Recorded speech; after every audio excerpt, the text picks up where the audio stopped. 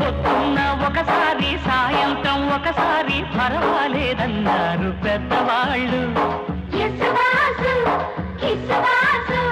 సావిట్లో ఒకసారి సందిట్లో ఒకసారి చలిపోగాలన్నారు చిన్నవాళ్ళు.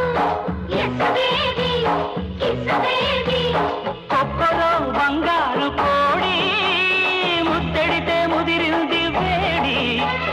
పిల్లలు చూశాని నాడి అదిరింది కన్నెమాడి. గుడ్డుగా దోపిడి చెయ్యనా గుమ్మడి తాళలేను తీపి రాపిడి.